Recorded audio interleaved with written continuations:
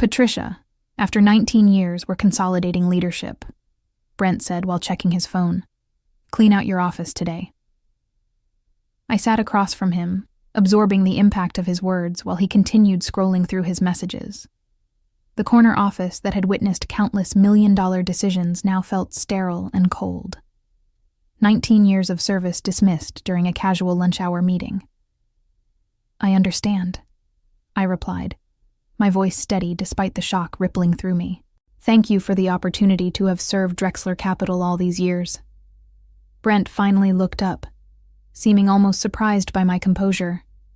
He had expected tears, perhaps a scene, something to justify security escort protocols. My calm acceptance appeared to both relieve and disappoint him. Human resources will handle your exit paperwork, he continued, already turning back to his computer screen. Jennifer will coordinate your final paycheck and severance. I nodded, stood up, straightened my blazer, and walked out.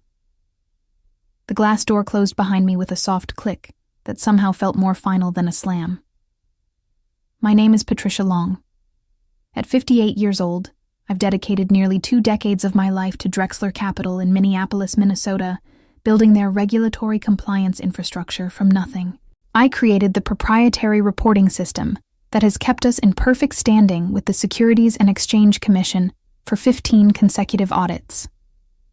My work wasn't glamorous or celebrated at company gatherings, but it was meticulous, crucial, and, until today, valued. As I walked back to my office, passing colleagues who had no idea what had just transpired, I thought about the SEC audit scheduled for the following Wednesday.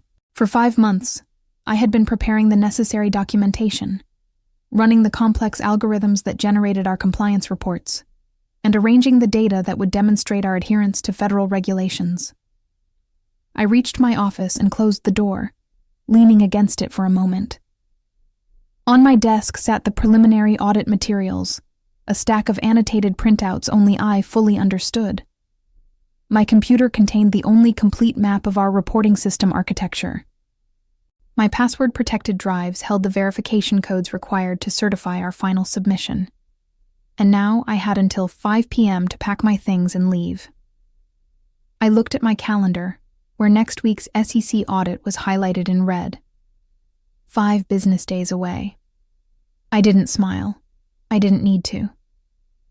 The timer had already started counting down, and Brent had just cut the only wire that could disarm it. I first joined Drexler Capital in 2004 when it was still a mid-sized investment firm with ambitious growth plans. I had spent the previous decade building regulatory systems for banks, and Drexler needed someone who could establish a robust compliance framework to support their expansion. We need someone who understands where the industry is going, Harold Drexler, the founder, had told me during my interview. Someone who can build us a system that will grow with us. Harold was a visionary who understood that proper compliance wasn't just a regulatory obligation, but a competitive advantage. Under his leadership, I designed a proprietary reporting system that anticipated regulatory changes years before they were implemented. When the 2008 financial crisis hit and new regulations poured forth, Drexler Capital was prepared while competitors scrambled. "That's why I hired you, Patricia," Harold had said, clapping me on the shoulder after we sailed through our first post-crisis audit. "Because you see around corners." For years, I had worked 60-hour weeks, continuously updating and refining the system. I trained staff, documented processes, and personally handled the critical verification steps that required my specialized credentials. When Harold retired 5 years ago, passing leadership to his son-in-law Brent Covington, I had hoped my contributions would continue to be recognized. But Brent was different. He saw compliance as a cost center rather than insurance against catastrophe. In quarterly meetings, he would glance at his watch while I explained system updates. During budget discussions, he questioned the resources allocated to my department. Gradually, my team shrank from 12 specialists to just 4, with most of the institutional knowledge concentrated in my head by necessity. "We need to run lean," Brent would say. "The market rewards efficiency." What he never understood was that my department's efficiency came from expertise, not headcount. I had designed the system to require minimal personnel, but those who operated it needed specialized knowledge that took years to develop. Last month, during our preparation for the upcoming SEC audit, I had requested a meeting with Brent to discuss succession planning. At 58, I wasn't planning immediate retirement, but I wanted to ensure continuity. We should establish a knowledge transfer process, I had explained. The reporting system requires specific expertise that currently resides primarily with me. Brent had nodded, made a note, and promised to follow up. That follow-up, apparently, was today's dismissal. As I began packing my personal items, I glanced at the photos on my desk. My husband Thomas, our daughter Elaine, our golden retriever Max. They would understand. They had seen the changing culture at Drexler firsthand through years of company events that gradually became more ostentatious and less substantial. By 3 p.m., I had filled 2 boxes with personal belongings. My desk was almost cleared, save for my company laptop and the stack of audit preparation materials. Jennifer from Human Resources appeared at my door, her expression carefully neutral, but her eyes betraying discomfort. "Patricia, I have your exit paperwork," she said softly, closing the door behind her. "I'm so sorry about this." Jennifer was 32 and had been with the company for only 4 years. She couldn't possibly understand the depth of what was happening, but her sincerity was appreciated. "Thank you, Jennifer. These things happen in corporate life," I replied, accepting the folder she extended. "The severance package is 6 months," she explained, pointing to the highlighted sections. "And your health insurance will continue through that period. You'll need to sign here acknowledging receipt." As I reviewed the documents, I noticed a non-disclosure agreement and a non-disparagement clause. Standard practice. But reading them carefully, I realized they only prohibited me from discussing company trade secrets or making public statements that could damage Drexler's reputation. There was nothing that prevented me from simply not helping when the inevitable crisis hit. "Everything appears to be in order," I said, signing where indicated. "I do have a question about the audit preparation materials on my desk. Should I leave them here?" Jennifer looked uncertain. "I wasn't given any specific instructions about that. I suppose you should leave anything related to company business." I nodded thoughtfully. "Of course. Though these specific documents wouldn't make much sense to anyone without the context I've been building. They're essentially working notes. Maybe you could send an email to your team explaining where everything stands," she suggested, clearly trying to be helpful. "That's a good idea," I agreed. "I'll do that before I leave." After Jennifer departed, I sat at my computer for the last time. I began drafting an email to my small team, carefully documenting exactly where the audit preparation stood, which was approximately 40% complete, with the most critical components still requiring my verification credentials and system knowledge. I listed the files they would need, the steps that remained to be taken, and the deadlines for each component. I was thorough and professional, as I had always been. But I also knew that without my guidance, this information was like handing someone the individual parts of a watch with no assembly instructions. I sent the email, copying Brent and the Chief Financial Officer Gregory Wells, who would presumably oversee the audit in my absence. Then I gathered my boxes, took one last look around the office that had been my professional home for almost 2 decades, and walked out. As I waited for the elevator, Marissa Chandler, one of my team members, rushed up to me, her eyes wide with panic. "Patricia, is it true? Are you leaving?" she asked, staring at my boxes. "Yes, today is my last day," I confirmed. "The company is consolidating leadership." "But the SEC audit is next week," she whispered. "We're nowhere near ready without you." The elevator doors opened. I stepped inside, holding my boxes. "I know," I said quietly. "I just sent an email with instructions. Good luck, Marissa." The doors closed on her stricken face, and I descended to the lobby, wondering how long it would take for the full implications to dawn on Brent Covington.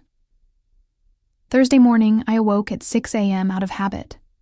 For 19 years, I had started my day at this hour, reviewing overnight system alerts and preparing for the day ahead. Today, there were no alerts to check, no reports to review. I lay in bed beside my sleeping husband, Thomas, and stared at the ceiling. The freedom felt strange, hollow rather than liberating. I had always derived satisfaction from solving complex problems, from creating order out of regulatory chaos. That purpose had been abruptly removed, leaving an unsettling void. By 7 a.m., with Thomas still asleep, I went downstairs, made coffee, and opened my personal laptop. Out of curiosity, I checked my company email account, which would remain active for 24 more hours according to standard protocols. 27 new messages had arrived since yesterday afternoon. 3 were automated system alerts, indicating that scheduled verification processes had failed to complete, processes that required my authentication. 8 were from Marissa and other team members, asking increasingly urgent questions about specific audit preparation steps. The rest were from various executives, gradually escalating the matter up the chain of command. The most recent email had arrived at 6:42 a.m. from Gregory Wells, the CFO. Patricia, I understand your departure was sudden, but we urgently need clarification on the audit preparation status. The instructions you provided are insufficient for completion. Please call me at your earliest convenience to discuss transitional support. I closed my email without responding. Thomas appeared in the kitchen doorway, his silver hair disheveled from sleep. Checking up on them already? He asked with a knowing smile. I closed my laptop. Just curious. Thomas poured himself coffee and sat across from me. A retired engineer, he understood complex systems and the problems that arose when they were mismanaged. How long do you think it will take them to realize they're in trouble? He asked. By tomorrow afternoon, they'll understand the magnitude of the problem, I replied. The system will lock them out of critical functions when verification windows expire. Gregory is smart enough to recognize the implications, even if Brent isn't. And what will you do when they call? I considered the question carefully. I'm not obligated to provide free consulting after being dismissed. If they want my help, they'll need to make it worth my while. Thomas nodded. 19 years of loyalty deserved better than a lunch-hour dismissal. By noon, my company phone began ringing. I recognized Gregory's number but let it go to voicemail. 3 more calls followed over the next 2 hours, along with text messages requesting urgent contact. At 4 p.m., I received a call from a number I didn't recognize. Curious, I answered. Patricia Long speaking. Ms. Long, this is Alan Westbrook from Kestrel Investment Group, said a composed male voice. I hope I'm not intruding, but I heard about your departure from Drexler Capital. I'd be interested in discussing potential opportunities with our firm if you're open to conversation. Kestrel was Drexler's main competitor in Minneapolis, a larger and more established firm with an impeccable reputation. I had crossed paths with Alan at industry events but never engaged in substantive conversation. That's quite timely, Mr. Westbrook. I would certainly be open to discussion. Excellent. Would tomorrow morning be too soon? Say, 9 a.m. at our offices? Tomorrow at 9 works perfectly, I replied. As I ended the call, Thomas raised an eyebrow. That didn't take long. The investment community in Minneapolis is small. News travels fast. My company phone rang again. Gregory for the 5th time today. This time I decided to answer. Hello, Gregory. Patricia, thank God, he said, relief evident in his voice. We're having serious issues with the audit preparation. The system is rejecting verification codes, and no one can figure out where we stand with the documentation. Can you come in tomorrow to help us sort this out? I'm afraid I already have a commitment tomorrow morning, I replied evenly, but I would be willing to provide consulting assistance at an appropriate rate. There was a pause on the line. Consulting rate? Yes, Gregory. I'm now an independent compliance consultant. My rate is $1,200 per hour, with a minimum engagement of 20 hours. Friday morning, I arrived at Kestrel Investment Group's offices in downtown Minneapolis 15 minutes early. The reception area was elegant without being ostentatious. Leather chairs, tasteful artwork, and floor-to-ceiling windows overlooking the city. It projected exactly the image a client would want from the firm handling their investments: sophisticated, established, and disciplined. Alan Westbrook greeted me personally, extending his hand with a warm smile. In his early 60s, he possessed the confident demeanor of someone who had weathered multiple market cycles. "Patricia, thank you for coming on such short notice," he said, leading me toward a conference room. "I've admired your compliance infrastructure at Drexler for years." The conference room contained 3 other people: Kestrel's chief compliance officer, their head of human resources, and their general counsel. The meeting was clearly more than exploratory. "We'll be direct, Ms. Long," Alan began after introductions. "We know Drexler has an SEC audit scheduled for next Wednesday.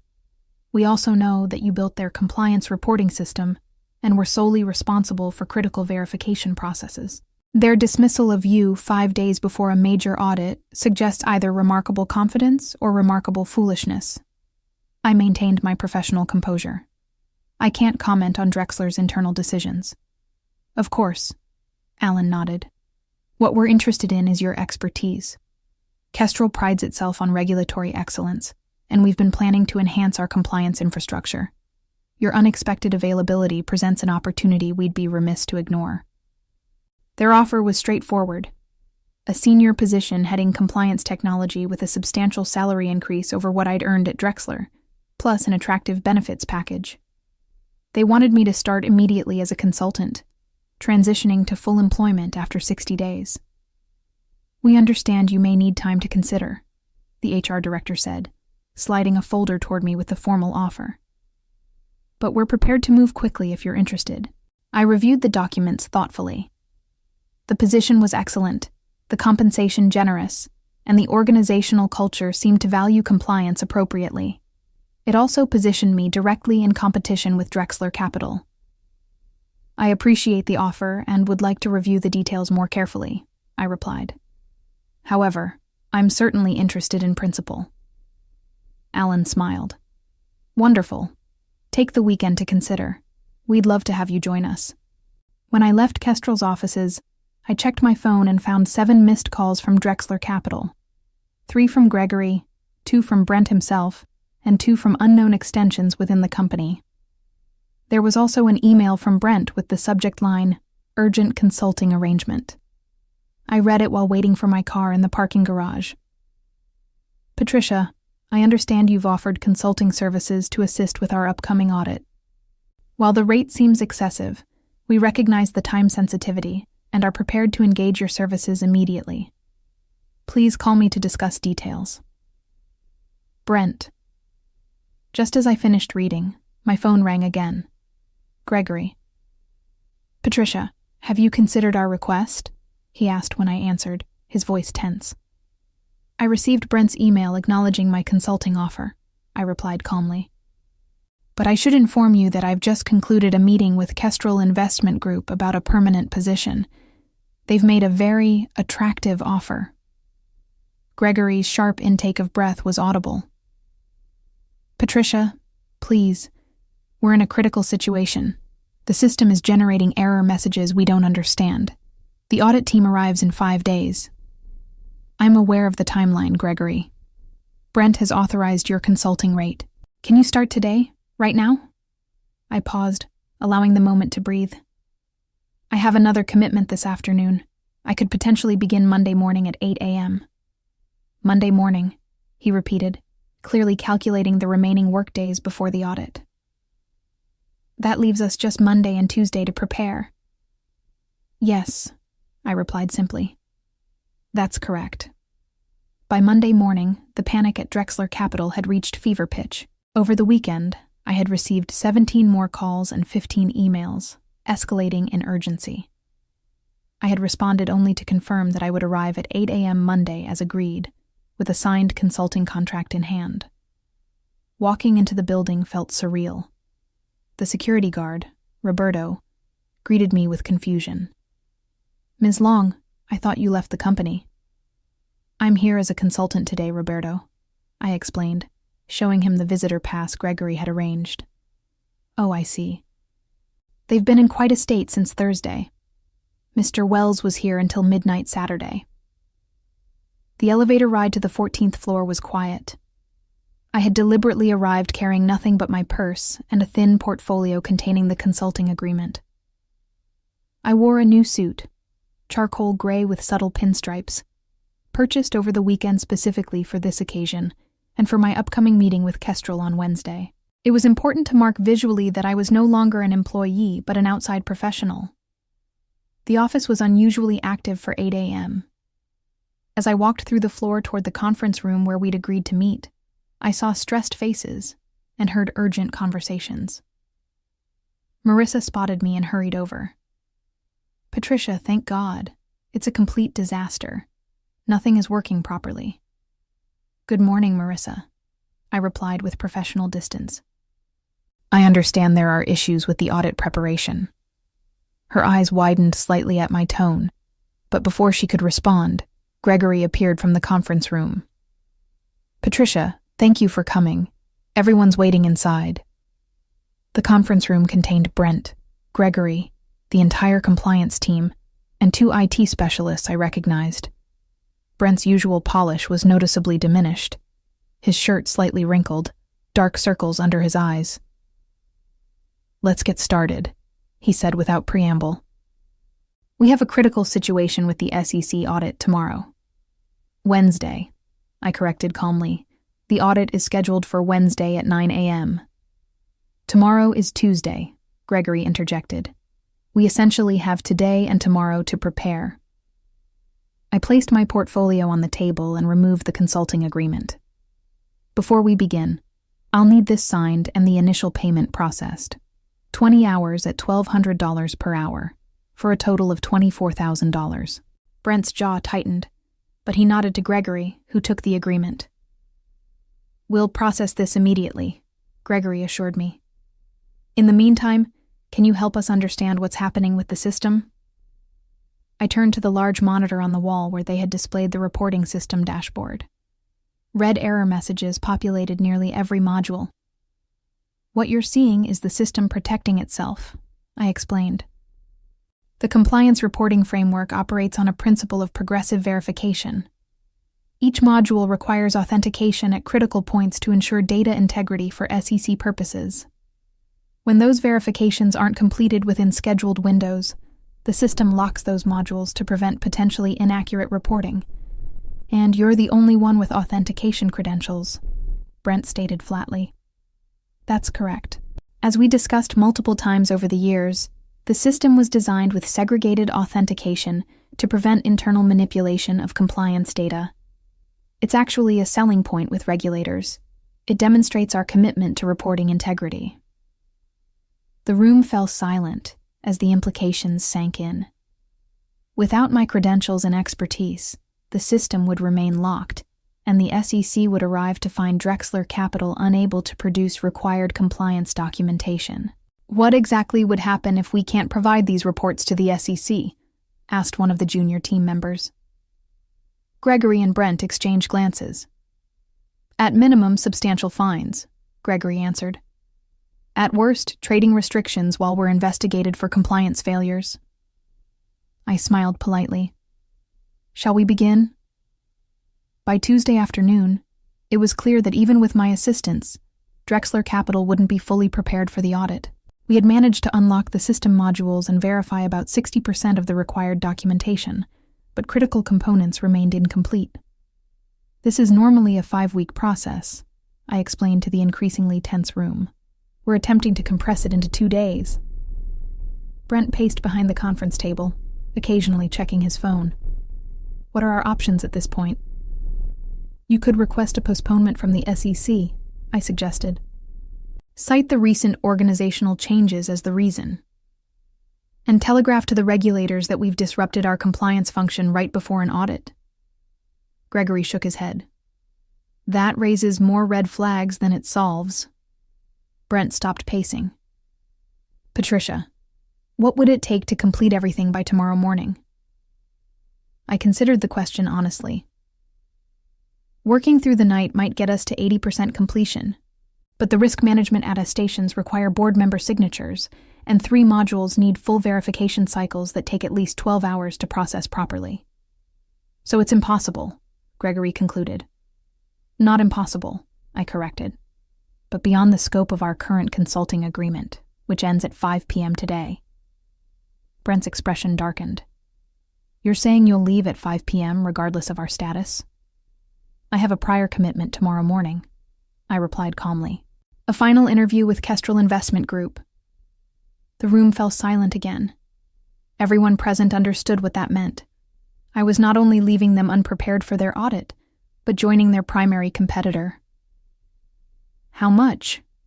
Brent finally asked. To stay until it's done. Name your price.